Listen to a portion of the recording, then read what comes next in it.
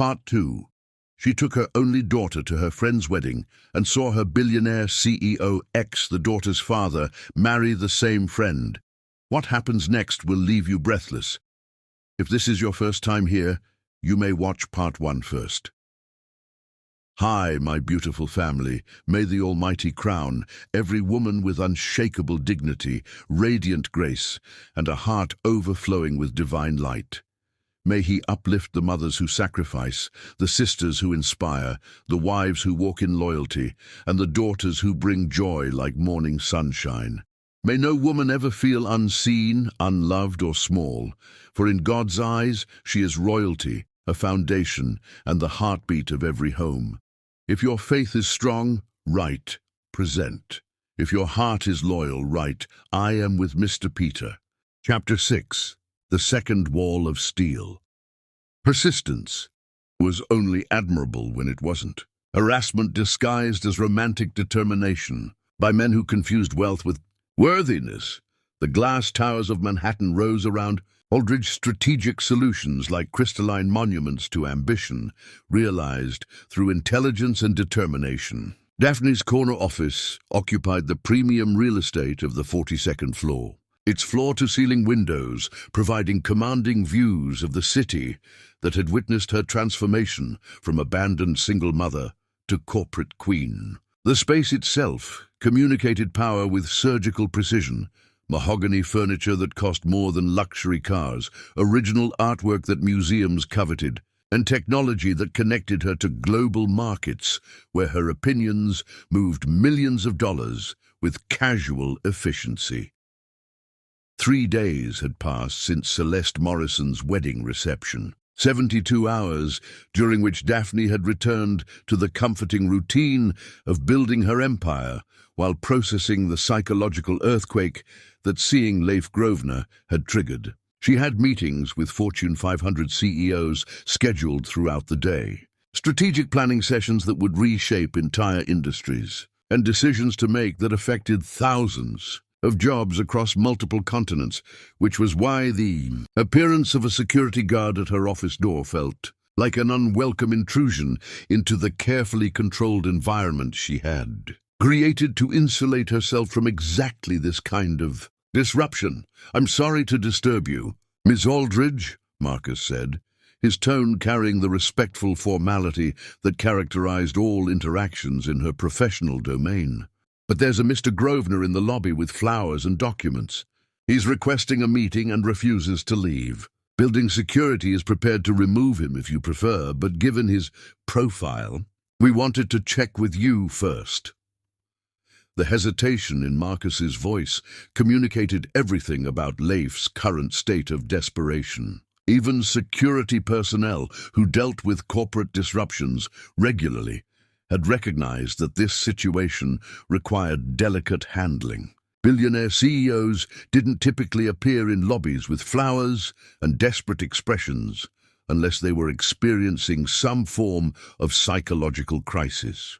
"What type of documents?" Daphne asked with the methodical precision that had made her legendary for extracting crucial details from complex situations, her mind already analyzing the tactical implications of his latest approach. "Legal papers, ma'am. Something about custody arrangements and financial trusts. He seems agitated, keeps mentioning his daughter and demanding to speak with you about parental rights." The escalation was both predictable and disappointing, confirming Daphne's assessment that Leif possessed neither the emotional intelligence nor the strategic thinking necessary to approach their situation with appropriate nuance. Instead of learning from his humiliation at the wedding reception, he had apparently decided that legal pressure and financial inducements would succeed where emotional appeals had failed.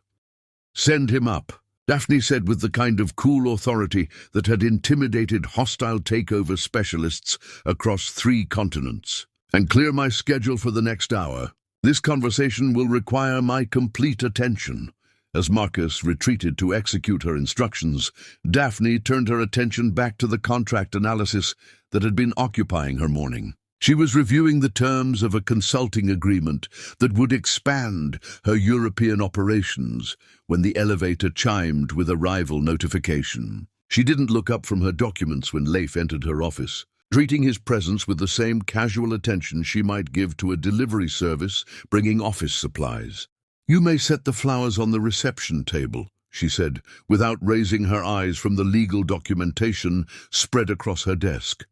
"The documents can go in the shredder beside the door. I assume you can see yourself out after completing those tasks."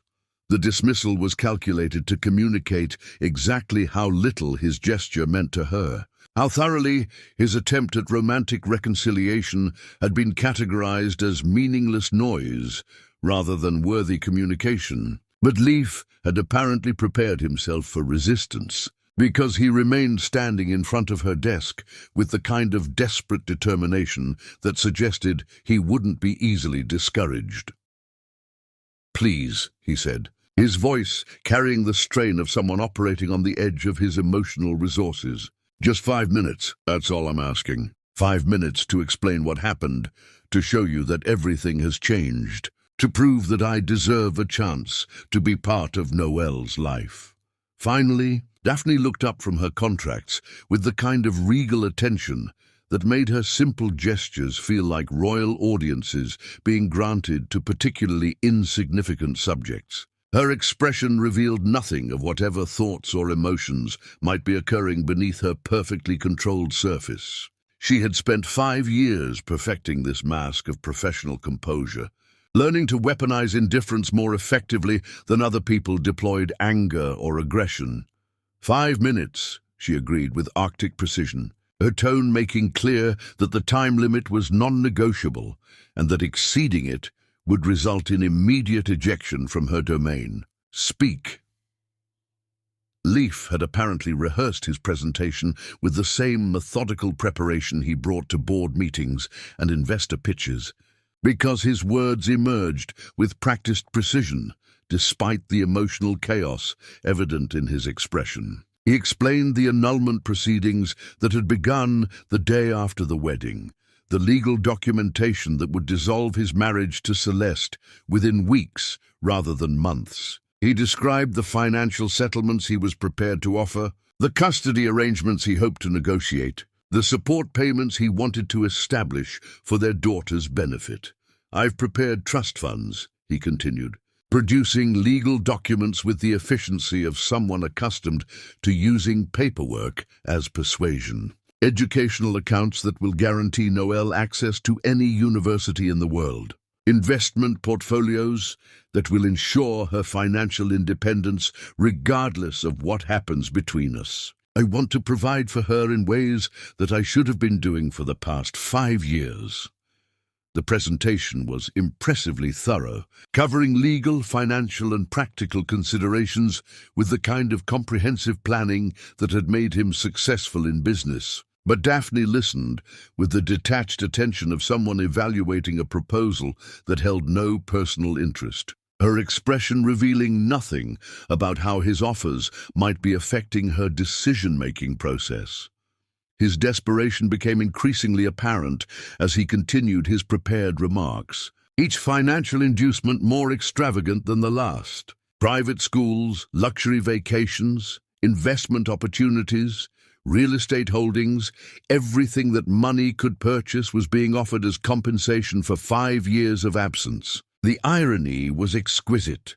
A man who had been manipulated through financial vulnerability, now attempting to use financial superiority as manipulation. "I've already spoken with my attorneys about custody arrangements," he said, his voice gaining confidence as he moved into territory where his business acumen felt more applicable. "Given my resources and ability to provide opportunities, most courts would view shared custody as being in Noelle's best interests. I'm prepared to be reasonable about scheduling and logistics." The subtle threat embedded in his legal terminology was unmistakable, designed to communicate that he possessed both the motivation and resources to pursue formal custody proceedings if voluntary cooperation wasn't forthcoming. It was exactly the kind of strategic positioning that had made him successful in corporate negotiations, now deployed in service of personal rather than professional objectives. "Are you finished?" she asked when his prepared remarks reached their conclusion, her voice carrying no more emotional resonance than if he had been delivering weather reports or stock market updates.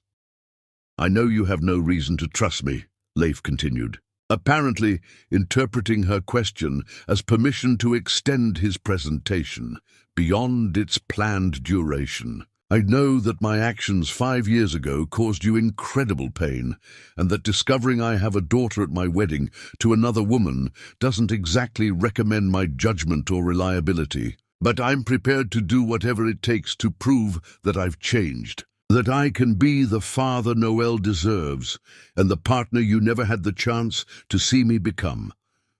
The plea was heartfelt, delivered with genuine emotion and obvious sincerity. But Daphne had spent 5 years learning to distinguish between pretty words and meaningful actions, between temporary desperation and genuine transformation. Her response, when it came, carried the kind of surgical precision that had made her legendary for destroying unprepared opponents in corporate negotiations. "I don't care about your annulment," she said with such casual dismissal that the words felt like physical blows. "I don't care about your financial offerings or your belated recognition of parental responsibility. I don't care about your regrets, your explanations, or your sudden awakening to the existence of consequences for your choices." Each statement was delivered with escalating intensity, building toward a conclusion that would leave no ambiguity about her position. Leif's expression grew increasingly desperate as he realized that his carefully prepared presentation was being systematically demolished by someone who possessed immunity to the weapons he had always relied upon. "What I care about," Daphne continued with the kind of measured authority that silenced boardrooms full of aggressive executives, "is that you demonstrated 5 years ago exactly what kind of man you are when faced with difficult choices. You chose comfort over commitment, convenience over love, and easy answers over hard work. That information tells me everything I need to know about your character and your fitness to be around my daughter." The character assassination was comprehensive and devastating, each accusation supported by documented evidence of his past behavior. But it was her next words that transformed dismissal into declaration of war, establishing boundaries that any attempt to cross would result in systematic destruction. "I built this empire while raising our daughter alone," she said, her voice carrying the quiet menace that made corporate titans reconsider hostile takeover attempts. "I survived losing you once, and I discovered in the process that I'm infinitely stronger without you than I ever was with you. Don't underestimate my ability to survive your return, or my determination to protect what I've built from people who think desperation entitles them to access."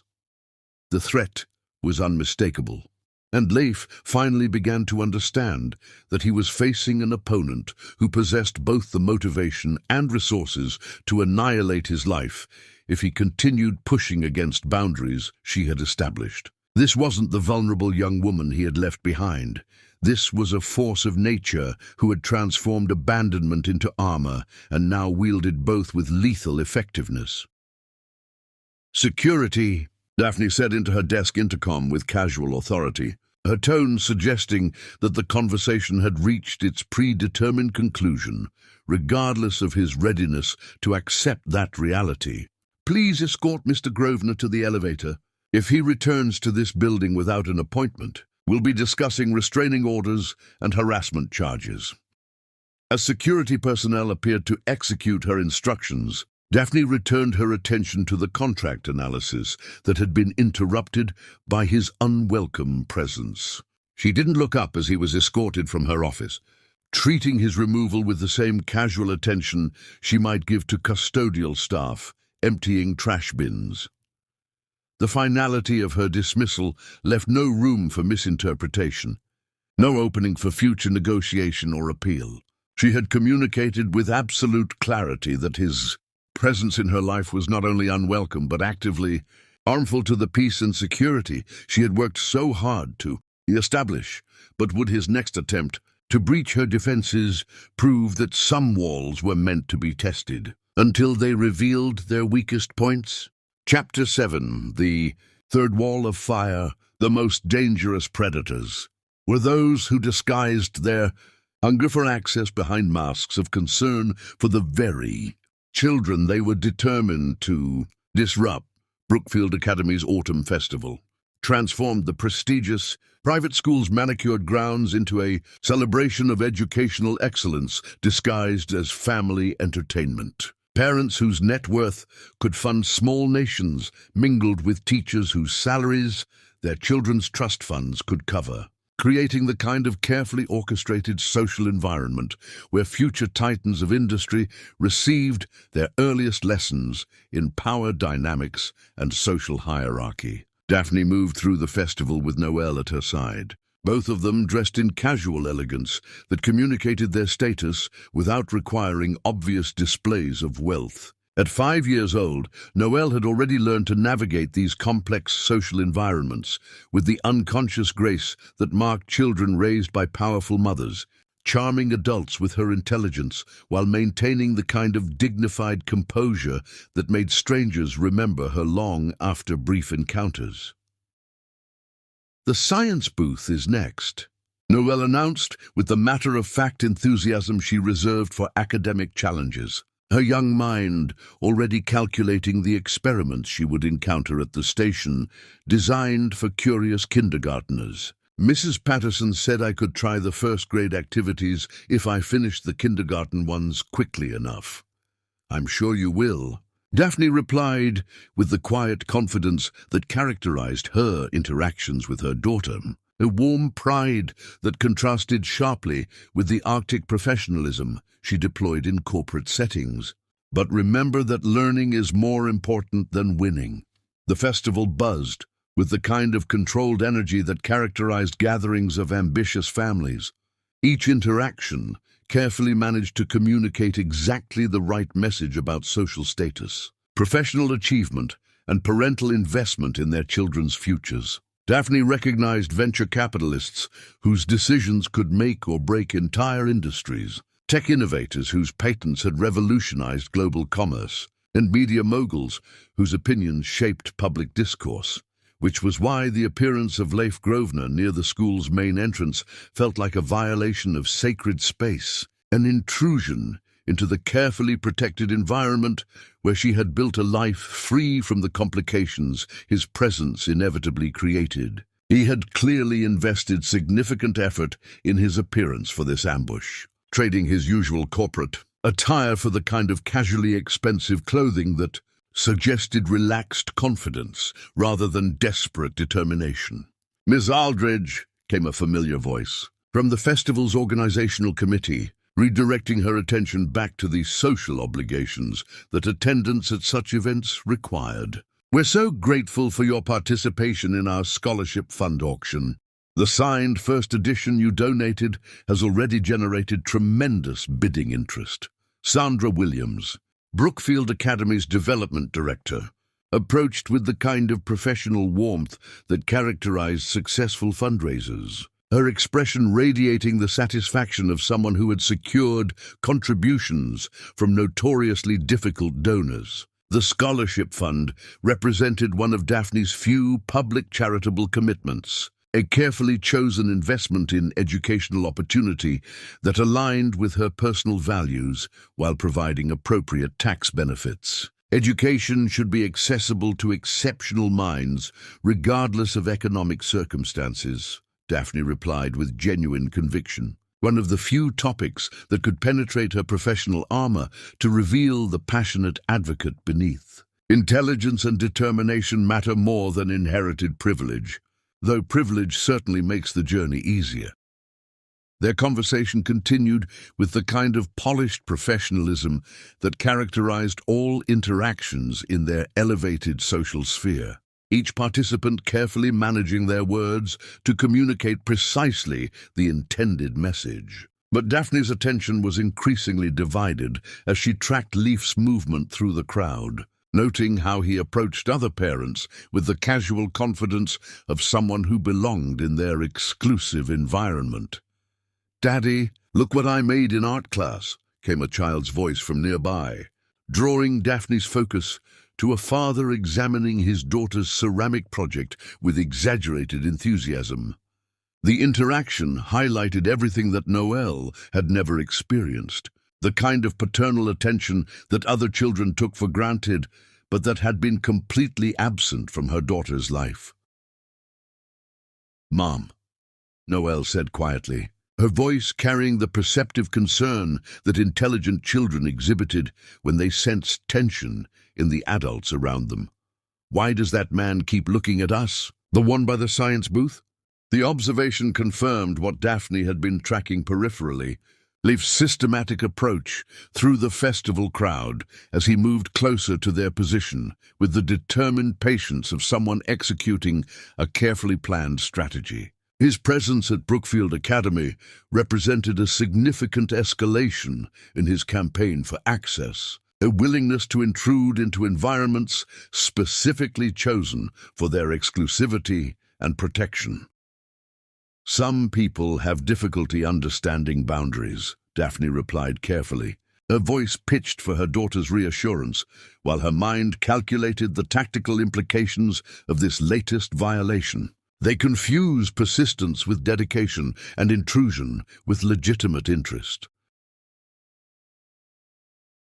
When Leif finally reached their position near the academic competition area, he carried himself with the kind of casual confidence that suggested he had every right to be present at his daughter's school festival. His approach was perfectly calibrated to appear coincidental rather than calculated. The kind of strategic positioning that had made him successful in business negotiations where direct confrontation would have failed. "What a beautiful festival," he said to the general vicinity, his words directed toward the nearest cluster of parents rather than specifically to Daphne, creating the appearance of spontaneous conversation rather than predetermined assault. Brookfield Academy certainly knows how to showcase educational excellence. The comment was designed to establish his familiarity with the institution, while demonstrating appropriate appreciation for its prestige, positioning himself as someone who belonged in their exclusive environment, rather than an intruder attempting to gain unauthorized access. Several parents turned toward the new voice with the automatic curiosity that successful people exhibited when encountering potential networking opportunities. "Are you a Brookfield parent?" asked Jennifer Patterson, whose husband controlled a media empire that influenced global political discourse, her tone carrying the kind of casual inquiry that could quickly transform into social investigation if the response proved unsatisfactory.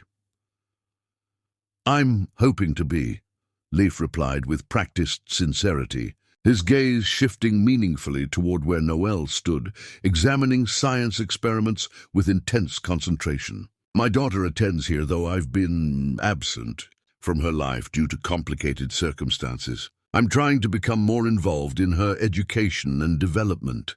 The explanation was masterfully crafted to generate sympathy rather than suspicion, positioning him as a reformed father seeking redemption rather than a stranger attempting to gain inappropriate access to children. His tone carried exactly the right mixture of regret and determination to convince casual observers that his intentions were both legitimate and admirable, but Daphne had spent years learning to recognize manipulation disguised as sincerity, and she responded with the kind of surgical precision that had made her legendary for destroying unprepared opponents in corporate settings. Her voice, when she spoke, carried across the immediate area with perfect clarity and unmistakable authority.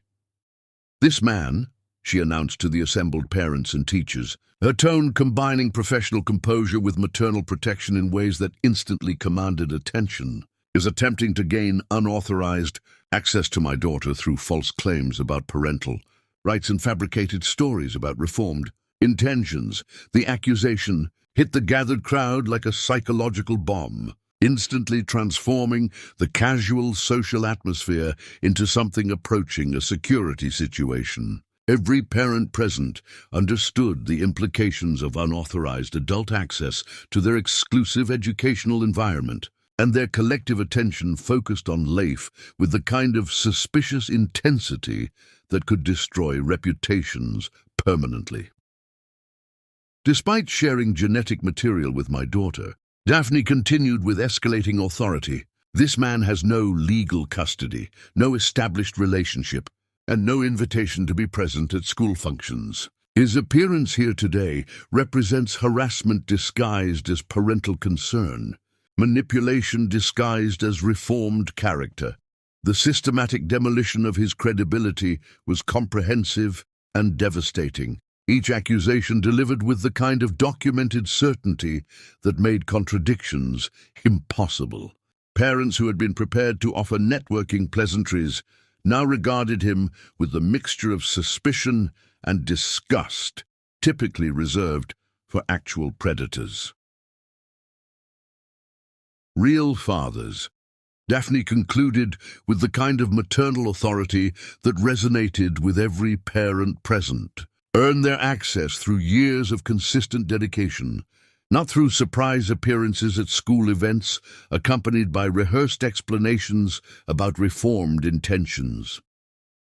The moral distinction was absolute and undeniable, supported by the observable evidence of her 5 years raising Noelle alone, while he pursued whatever interests had occupied his attention during their daughter's entire conscious existence. His claims about wanting involvement rang hollow when measured against his complete absence from every important moment in Noelle's young life. Security, Zandra Williams said into her radio, with the kind of professional efficiency that characterized educational administrators accustomed to protecting their students from various threats. We need an escort to the main gate for an unauthorized individual. As festival security moved to execute her instructions, Leif's carefully constructed performance finally collapsed into the desperate reality beneath his polished exterior. His gaze found Noelle's face with the kind of desperate longing that might have been touching under different circumstances, but which appeared pathetic when filtered through the lens of abandonment and manipulation.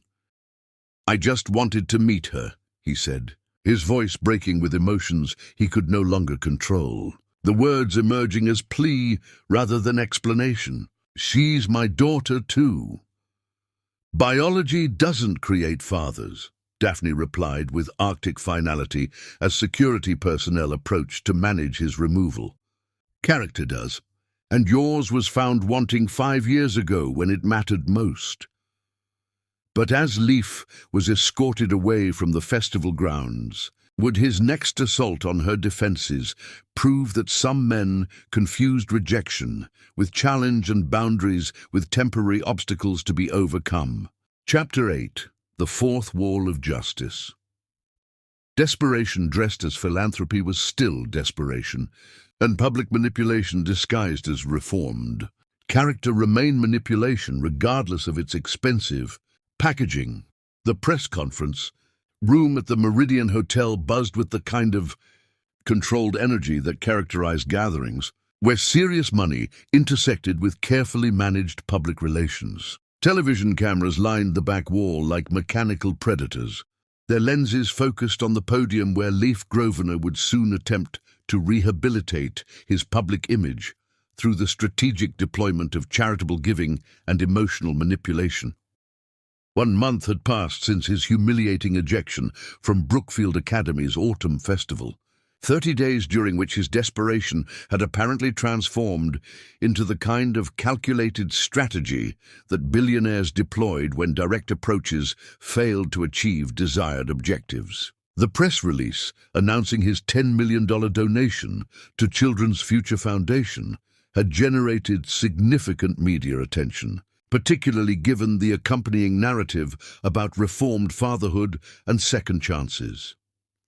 Daphne Aldridge watched the preliminary activities from her own office, 40 floors above the organized chaos. Her attention divided between the live news coverage and the strategic response she had been crafting since learning about Leaf's latest gambit 3 hours earlier. Her team of public relations specialists, legal advisors, and media consultants had assembled with military efficiency to coordinate what would become the most devastating counterattack in modern corporate communication history. "The donation is legitimate," reported Jessica Chen, Daphne's head of media strategy, her voice carrying the kind of professional precision that characterized briefings, where millions of dollars in reputation value hung in the balance. 10 million to Children's Future Foundation, with specific designation for single mother support programs. The optics are obviously designed to generate sympathy and position him as someone who understands the challenges you've faced. "How touching," Daphne replied with the kind of Arctic amusement that made her subordinates grateful they had never experienced her disapproval directly. "He's discovered that charitable giving can be weaponized as emotional blackmail. I'm sure the foundation is thrilled to receive money that comes with such obvious strings attached." The strategy behind Leaf's public philanthropy was transparent to anyone with experience in corporate reputation management. By donating specifically to programs supporting single mothers, he was attempting to demonstrate understanding of Daphne's situation while positioning himself as an ally rather than an adversary. The press conference would undoubtedly include carefully crafted statements about learning from past mistakes, supporting the women who raised children alone, and hoping to make amends for his own failures as a father. He's also arranged for Noelle's name to be included in the program dedication, Jessica continued, her tone suggesting she understood the calculated nature of this particular detail. The foundation will be establishing the Noelle Grosvenor Educational Excellence Initiative with his funding. The symbolism is designed to suggest legitimate paternal investment rather than manipulative publicity seeking. The use of their daughter's name represented a particularly sophisticated form of psychological warfare, creating a public association between Leif's philanthropy and Noelle's future that would be difficult to contradict without appearing to oppose beneficial programs for disadvantaged children. It was exactly the kind of strategic thinking that had made him successful in business, now deployed in service of personal rather than professional objectives. "Have we confirmed the guest list for his press conference?" Daphne asked, her mind already calculating the tactical implications of various audience compositions and their likely responses to the presentation he had prepared.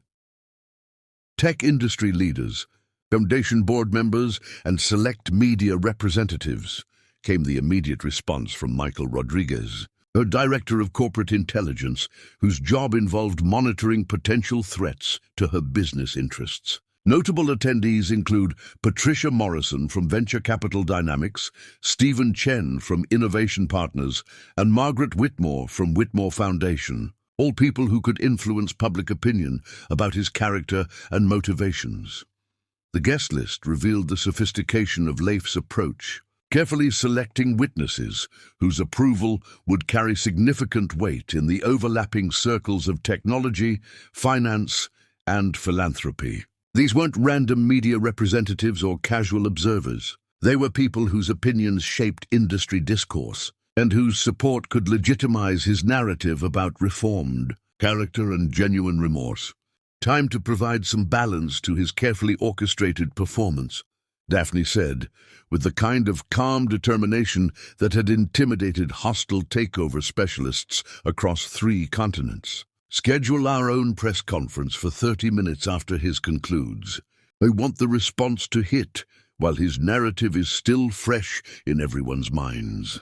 The counterattack had been planned with military precision, designed to neutralize his philanthropic gesture by exposing the manipulation beneath its charitable facade. Daphne had spent the morning reviewing footage from his previous public appearances. identifying inconsistencies in his statements about fatherhood and analyzing the calculated nature of his recent behavioral changes. Her preparation was exhaustive, covering every possible angle of attack while maintaining the kind of professional composure that would make her systematic destruction of his credibility appear measured rather than vindictive. She understood that public opinion battles were won through careful presentation of facts rather than emotional appeals, and she possessed both the documentation and the rhetorical skills necessary to demolish his reputation permanently. 40 minutes later, she stood before her own carefully selected audience of media representatives, industry analysts, and legal experts. Her presence commanding the kind of immediate attention that powerful women inspired when they chose to deploy their full authority in public settings. The room fell silent as she approached the podium, recognizing that they were about to witness something unprecedented in the normally polite world of corporate public relations. "Ladies and gentlemen," she began with the kind of measured authority that made every word feel like royal proclamation, "I'm here to address the charitable theater performance you witnessed earlier today, where a man attempted to purchase moral rehabilitation through strategic philanthropy and emotional manipulation." The opening salvo was delivered with surgical precision, immediately reframing Leaf's donation from generous gesture to calculated manipulation. Her tone carried no anger or emotion, just the cold certainty of someone presenting documented facts that could not be disputed or explained away. Mr. Grosvenor's use of charitable giving as emotional blackmail demonstrates a fundamental misunderstanding of both genuine philanthropy and authentic parental responsibility, she continued, her voice carrying across the room with perfect clarity. Real fathers don't abandon their children and then expect public sympathy when consequences finally catch up with their choices. The systematic demolition of his narrative was comprehensive and devastating, each point supported by verifiable facts about his absence from Noel's life and his recent pattern of increasingly desperate attempts to gain access through manipulation rather than earn trust. She presented timeline documentation, legal records, and witness statements that painted a picture of strategic abandonment, followed by calculated attempts at forced reconciliation. "My daughter is not a publicity opportunity for a man experiencing buyer's remorse about his life choices," Daphne declared with the kind of maternal authority that resonated with every parent in the audience. She is not a prop in his public relations campaign to rehabilitate a reputation damaged by 5 years of voluntary absence from her life. The distinction between genuine parental concern and manipulative public relations was drawn with absolute clarity, supported by the observable evidence of his complete absence from every meaningful moment in Noel's existence. His sudden interest in fatherhood coincided suspiciously with his need for positive publicity, following his disastrous wedding and subsequent business complications. Her presentation continued with devastating efficiency, methodically destroying every aspect of his charitable gesture, while maintaining the kind of professional composure that made her accusations appear measured rather than vindictive. She revealed the calculated timing of his donation, the strategic selection of beneficiaries designed to generate maximum sympathy, and the obvious attempt to use public pressure as leverage in their private dispute. "Real philanthropy," she continued with escalating intensity, "serves the needs of recipients rather than the psychological requirements of donors. Authentic charitable giving doesn't come with press conferences, naming opportunities, or calculated timing designed to influence personal disputes." The moral authority behind her words was unassailable, backed by years of quiet, charitable giving that had never sought publicity or recognition. Her own donations to educational and children's programs had been consistently anonymous, motivated by genuine concern for social welfare rather than reputation management or emotional manipulation.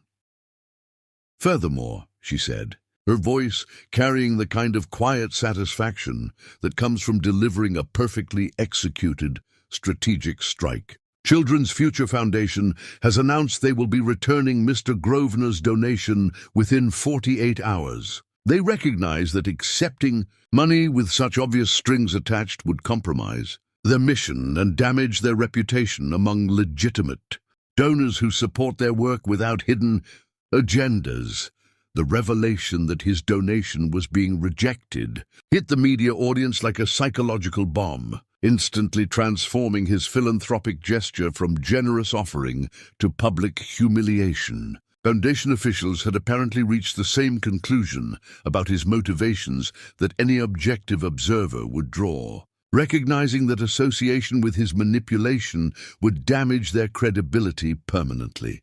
The Foundation's rejection had been secured through Daphne's own strategic intervention, leveraging her extensive network of philanthropic contacts to ensure that Leif's attempt at reputation rehabilitation would backfire spectacularly. Her influence in charitable circles was considerable, built through years of genuine commitment to causes she supported, and she had deployed that influence with devastating effectiveness.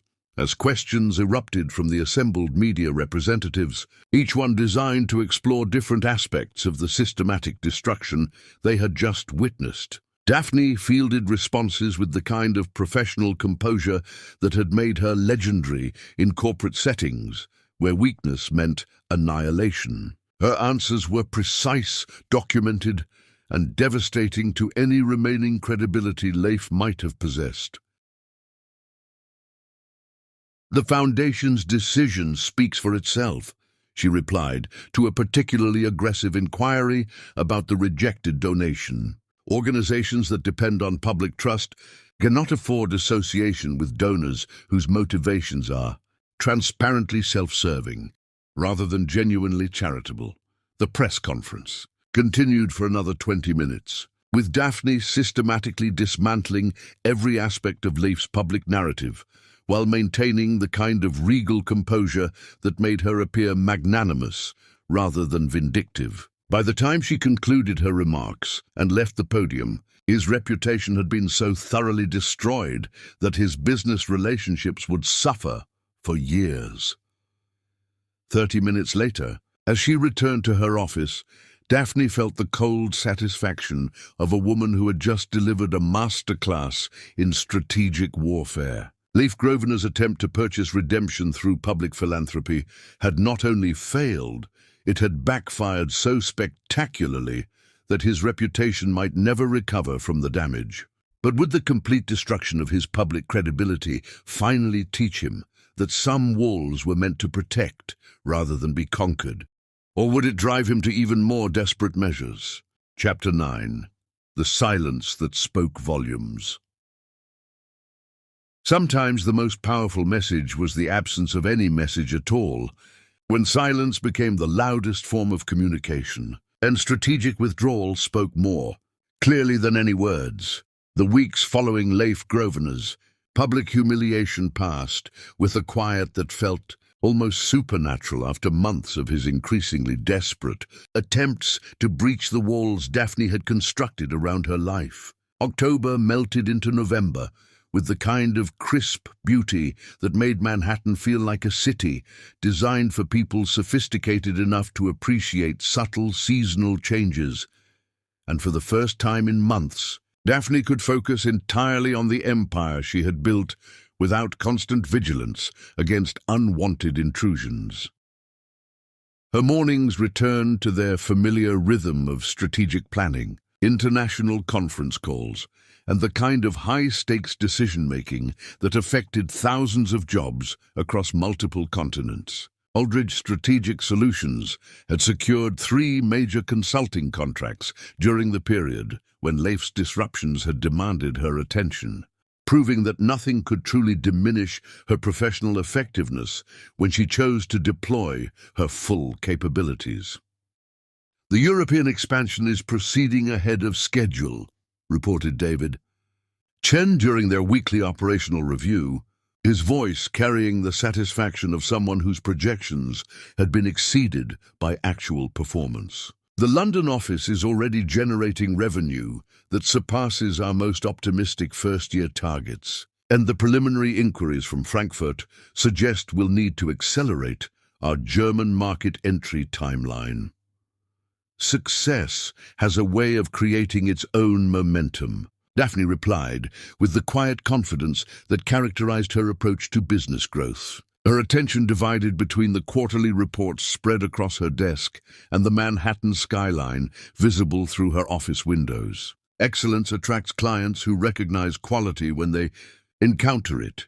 The absence of Leaf's harassment had allowed her to remember why she enjoyed the work that had elevated her from struggling single mother to corporate royalty. Strategic consulting required the kind of analytical intelligence that she possessed in abundance, combined with the psychological insight necessary to understand how human nature influenced business decisions. Each successful project reinforced her reputation while building the financial foundation that guaranteed Noelle's future regardless of whatever chaos might emerge from other aspects of their lives. Noelle's own routine had stabilized as well, her academic performance at Brookfield Academy continuing to astonish teachers who thought they had seen every possible variation of intellectual giftedness. Her mathematics instructor had requested permission to advance her to first-grade coursework, while her literature teacher suggested that she might benefit from independent reading projects designed for students older than her chronological age. Mrs. Patterson says I can start bigger number problems next semester if I want, Noelle announced during their evening homework session, her voice carrying the matter-of-fact enthusiasm she reserved for academic challenges that interested her. She thinks I might be ready for harder math by the time I'm 6. What do you think? Daphne asked, genuinely curious about her daughter's perspective on educational acceleration, rather than automatically accepting adult recommendations about appropriate pacing. Do you enjoy mathematics enough to spend more time studying it, or would you prefer to explore other subjects as well? The question reflected Daphne's commitment to raising a child who understood that intellectual gifts came with choices about how to deploy them most effectively.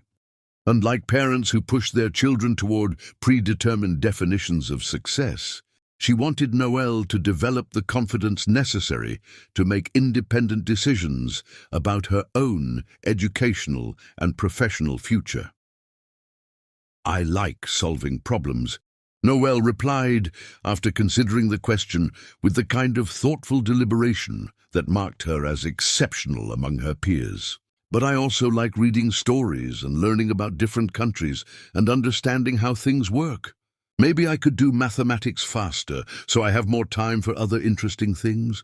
The response demonstrated exactly the kind of balanced perspective that would serve her well throughout life, recognizing that intellectual advancement should create opportunities rather than limitations. Her natural wisdom about pacing and priority suggested that she had inherited more than just intelligence from her genetic contributors. She possessed the emotional intelligence necessary to manage giftedness without becoming isolated by it. As autumn progressed toward winter, Daphne began to notice subtle changes in the industry conversations that occurred at the high-level networking events she attended regularly. Leif Grosvenor's name appeared less frequently in discussions about technological innovation, and when it did surface, the context often involved speculation about his business judgment rather than celebration of his achievements. I heard Grosvenor lost the Morrison Industries contract, mentioned Patricia Williams during a charity gala where tech industry leaders mingled with philanthropic organizations seeking funding. Apparently, his public relations disasters affected their confidence in his professional decision-making abilities. Personal chaos has a way of contaminating business relationships, replied Stephen Chen, whose venture capital firm had invested heavily in several of Leif's competitors. Investors get nervous when executives demonstrate poor judgment in their private lives, especially when it becomes public knowledge through media coverage. The conversations revealed the professional cost of his failed campaign for personal redemption. demonstrating how reputation damage in one sphere could metastasize into other areas where credibility mattered enormously. His systematic humiliation had apparently convinced potential clients that someone who made such spectacularly poor personal decisions might not be the ideal choice for strategic business partnerships. Daphne listened to these industry assessments with the detached interest of someone observing natural consequences play out according to predictable patterns. She had never actively campaigned to damage his business relationships. That destruction had occurred organically as a result of his own choices and their very public failures. The market had simply concluded that his judgment was questionable based on observable evidence. But beneath her professional satisfaction at watching justice serve itself, Daphne found herself experiencing something she hadn't expected, a kind of melancholy recognition that their story might truly be over. The complete absence of contact attempts, media stunts, or desperate gestures suggested that he had finally accepted defeat and withdrawn from the battlefield entirely. After months of constant vigilance against his various forms of intrusion, the silence felt almost anticlimactic. "Do you ever wonder about your father?" she asked Noelle one evening as they reviewed homework together, the question emerging from contemplations she had been processing privately for weeks. "Sometimes," Noelle replied, with the kind of honest directness that characterized all her communications. Her attention focused on age-appropriate reading exercises that challenged her developing skills. "But I think wondering about people who aren't part of your life is like wondering about countries you've never visited. It might be interesting, but it doesn't change anything about where you actually live." The wisdom embedded in her response suggested that Noelle had processed their situation with the kind of practical intelligence that would serve her well throughout life. She understood, perhaps better than many adults, that emotional energy invested in unavailable relationships was ultimately wasted effort that could be better deployed in nurturing connections that actually existed.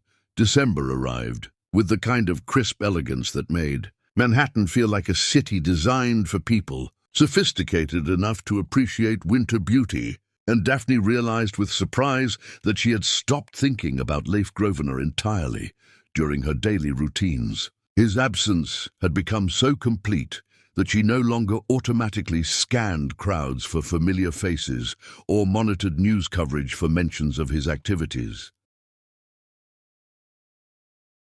The silence had taught her something important about the difference between victory and peace. Defeating his various attempts at forced reconciliation had been satisfying, but the tranquility that followed his complete withdrawal felt like something approaching genuine healing. For the first time in 5 years, she could consider their shared past without anger, hurt, or defensive calculations about protecting herself from future attacks.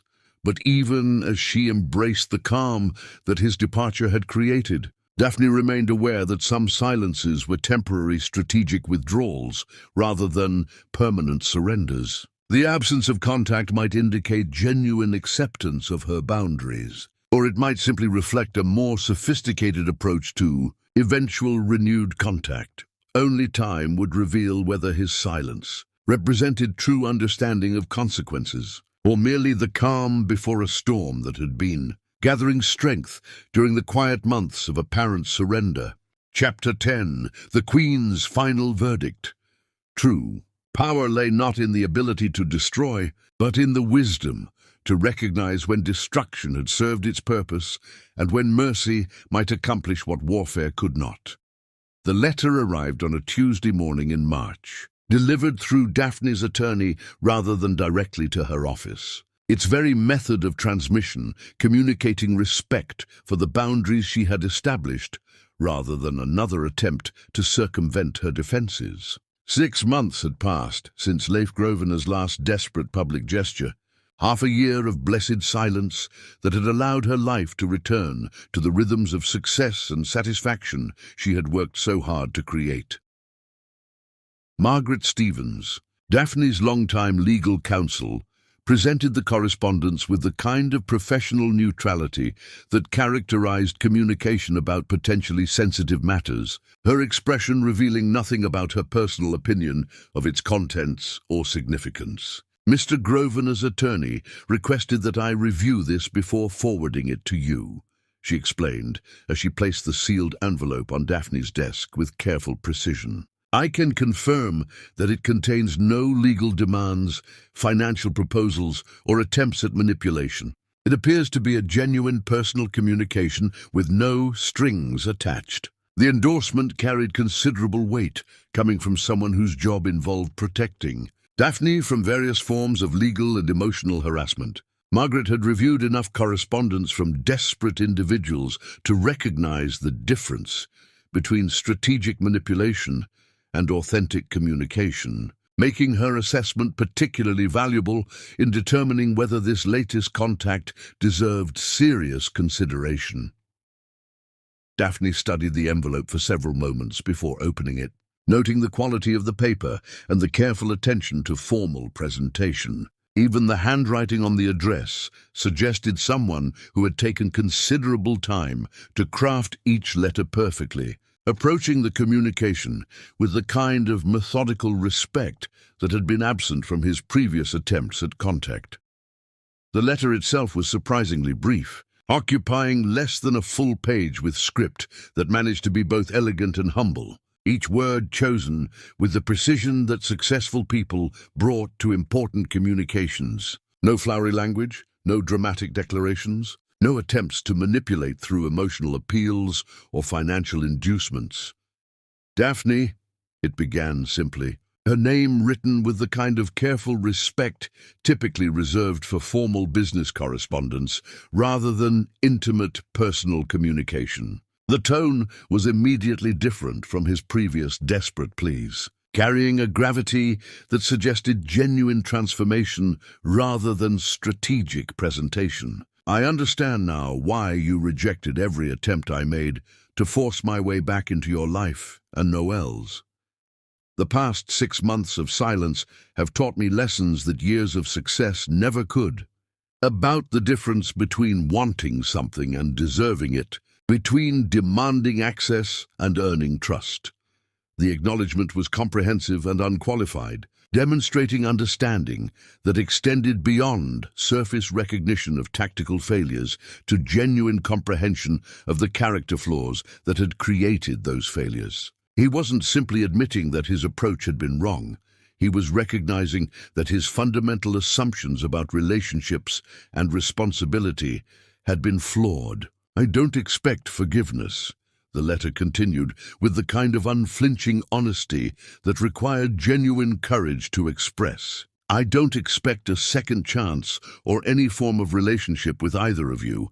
I simply want you to know that I understand the magnitude of what I lost through my own choices, and that I respect your decision to protect the life you've built from someone who proved himself unworthy of inclusion. The absence of requests or demands was perhaps the most significant aspect of his communication, suggesting that he had finally learned to distinguish between genuine respect and strategic deference designed to achieve specific objectives. This wasn't a negotiation or an attempt at persuasion. It was an acknowledgement of reality and an expression of understanding about consequences. The work I've been doing at the Center for Single Mothers has taught me things about sacrifice and strength that I never understood when it might have mattered, he wrote, revealing the kind of specific commitment that suggested authentic engagement rather than public relations gesture. Watching women rebuild their lives after abandonment has shown me exactly what you accomplished while I was pursuing distractions that seemed important at the time.